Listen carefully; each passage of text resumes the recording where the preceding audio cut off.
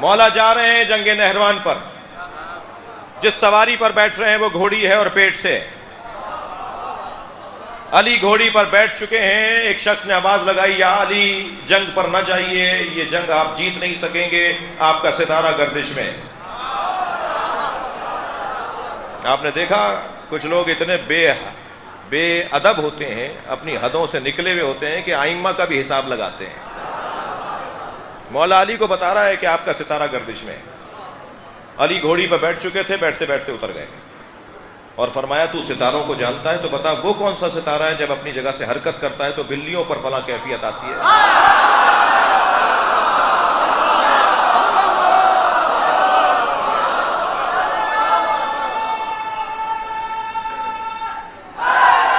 یا علی خاموش ہو گیا، اسے جواب ہی نہیں آتا تھا۔ حضرت نے فرمایا اچھا چل یہ بتا دے وہ کون سا ستارہ ہے جب اپنی جگہ سے حرکت کرتا ہے تو اونٹوں پر فلاں کیفیت آتی ہے۔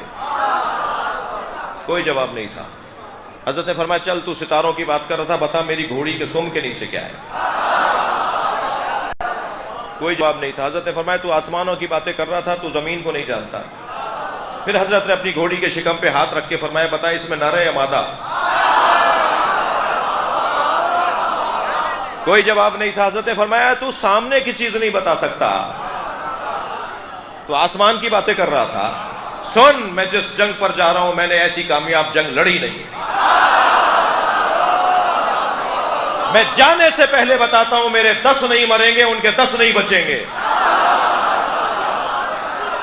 اور میں اپنے 10 شہیدوں کے نام بھی بتا سکتا ہوں، 9 شہیدوں کے، اور میں ان کے بھاگنے والوں کے نام بھی بتا سکتا ہوں، جو بچ کے بھاگیں گے میں ان کے نام بھی بتا سکتا ہوں۔ فرمایا تم مجھ سے کہہ رہا تھا کہ میں جنگ نہیں جیت سکوں گا، میں تجھے آج بتا دیتا ہوں کہ جنگ میں ہونا کیا ہے۔ اور مفتی جعفر حسین علی اللہ مقامہ نے شرح نہج البلاغہ میں مولا کے اس فرمان کی شرح لکھتے ہوئے کہا کہ 2 یمن بھاگے، 2 افریقہ بھاگے، 2 عرب علاقوں میں بھاگے، مجھے لگتا ہے 2 افغانستان بھی بھاگ کے آئے۔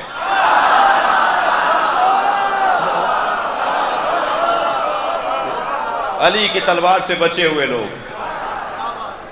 اور پھر چاہنے والوں نے جب کہا مولا کیا فتنہ ختم ہو گیا؟ حضرت نے فرمایا نہیں، یہ صلبوں میں منتقل ہو گیا، یہ رحموں میں منتقل ہو گیا، ہر کچھ مدت کے بعد میرے چاہنے والوں کا امتحان لیں گے یہ لوگ۔ یہ فتنہ خارجیت کا فتنہ ختم نہیں ہوا ہے۔